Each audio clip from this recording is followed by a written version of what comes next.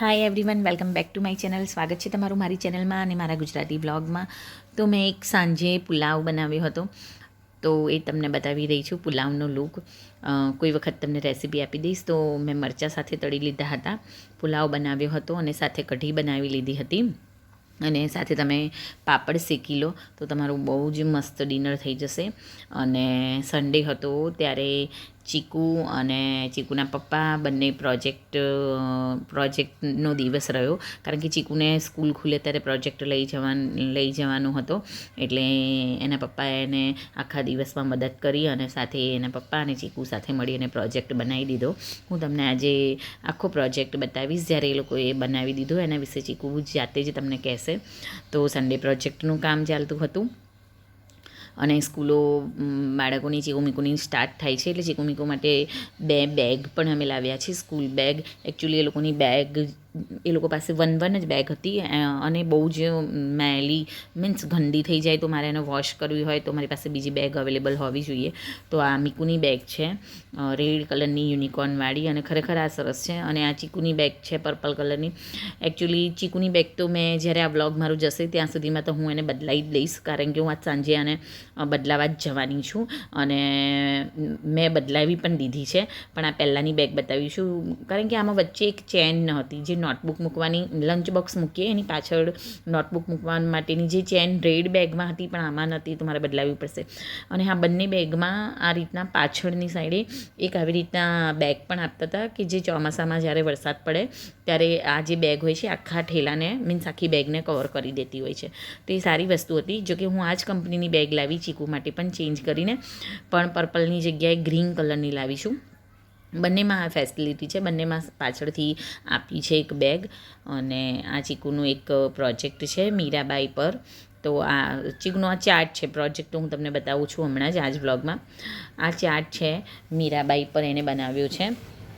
તો એને ફોટો લગાવ્યો છે અને પ્રોપર બધું લખ્યું છે. એણે 5 થી 6 ચાર્ટ બનાવ્યા છે કે જે એના અલગ અલગ ટીચરને આપવાના છે, અલગ અલગ સબ્જેક્ટના ટીચરને આપવાના છે. તો ચીકુએ આ વેકેશનમાં પ્રોજેક્ટનું કામ કર્યું, ચાર્ટનું કામ કર્યું અને દિવાળી હોમવર્કનું તો કામ એને કર્યું જ છે. હાય એવરીવન, તો હું આજે વોટર સાયકલ વિશે સમજાવીશ. તો આ સૌથી પહેલાં તો વરસાદ પડે છે.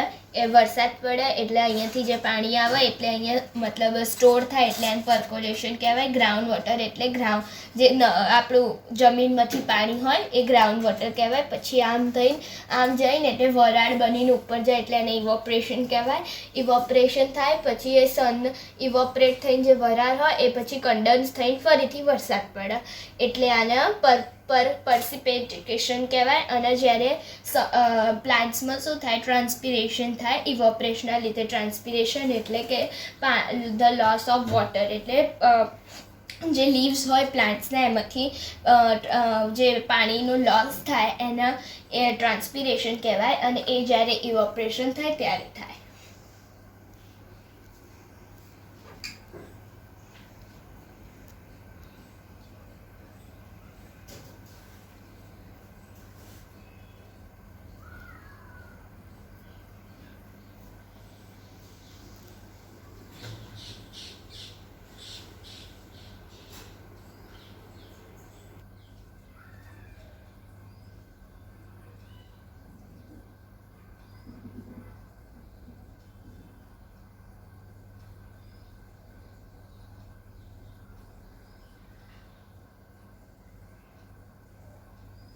તો તમે જોયું એ પ્રમાણે વોટર સાયકલ પર ચીકુનો પ્રોજેક્ટ હતો.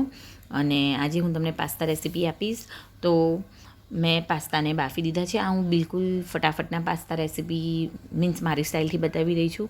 તો મેં પાસ્તાને બાફી દીધા છે અને આ હું મિલ્કી પાસ્તા જે આવે છે, વ્હાઈટ સોસ પાસ્તા, એ ટાઈપના પાસ્તા બનાવીશ. અને હા, અહીંયા તો હું બળી બનાવી રહી છું. મારી પાસે જે પેલું બળી બનાવવા માટેનું દૂધ આવે એ મારા હેલ્પર બેને આપ્યું હતું.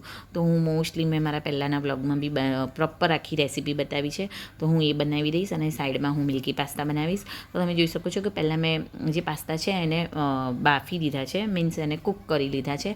ત્યારબાદ મેં એક થેલી દૂધ લઈ લીધું છે અને દૂધને એકદમ સરસ રીતના બોઇલ થવા દઈશું. એકચ્યુઅલી ઘણા લોકો white sauce pasta, milky pasta બનાવે ત્યારે દૂધની અંદર જ જે પાસ્તા છે એને બાફી દેતા હોય છે, મેક્રોની પાસ્તાને. પણ મેં પહેલાં બાફી દીધા છે, પછી દૂધ એડ કર્યું છે અને ત્યારબાદ આપણે ઓરેગાનો એડ કરીશું, થોડો બ્લેક પેપર પાવડર એડ કરીશું, થોડા ચીલી ફ્લેક્સ એડ કરીશું. મારી પાસે બ્લેક પેપર પાવડર પૂરું થઈ ગયો છે એટલે મેં ઓરેગાનો અને ચીલી ફ્લેક્સ એડ કર્યા હતા. અને હું તમને કહું તો મેં આટલા એડ કર્યા હતા, છતાં પણ જ્યારે બાળકો ખાતા હતા, ચીકુ મીકુ ખાતા હતા, તેમને ઉપરથી ફરીથી ઓરેગાનો અને ચીલી ફ્લેક્સ એડ કર્યા હતા. એટલે તમે એ રીતના એડ કરશો. મેં પહેલેથી માપના એડ કર્યા હતા કારણ કે પાછું તીખું લાગી જાય ચીલી ફ્લેક્સથી તો મીકુ ખાય નહીં. અને તમે જોઈ શકો છો કે જ્યારે એકદમ બધું દૂધ બળી જાય ત્યારે આપણે ખાસું બધું બટર એડ કરવાનું છે. બસ થઈ ગયું કામ. એકચ્યુઅલી તમે જ્યારે દૂધની અંદર ડાયરેક્ટ કાચા પાસ્તા નાખો છો ને તો દૂધ વધારે જોતું હોય છે અને પાસ્તાને કૂક થતાં પણ વાર લાગે છે. પણ જો તમે એને ફટાફટ એકવાર બાફી દેશો અને પછી દૂધની અંદર આ રીતના કરશો તો બિલકુલ વાર નહીં લાગે. તો તમે જોઈ શકો છો મેં ખાસું 2 થી 3 ચમચી જેટલું બટર એડ કર્યું કારણ કે બાળકોને બહુ ગમતું હોય છે. અને એકદમ સોસ ટાઈપનું મેં તમને બતાવ્યું, સોસ ટાઈપનું બને ત્યારે આપણે એને બંધ કરવાનું છે. અને બસ બીજું કંઈ નથી કરવાનું. ધાણા વડે ગાર્નિશ કરી અને બાળકોને આપી દેવાના છે આ white sauce pasta, milky pasta. Guarantee મારી બાળકોને ચોક્કસથી ભાવશે. હું તમને મળું એક નવા બ્લોગમાં.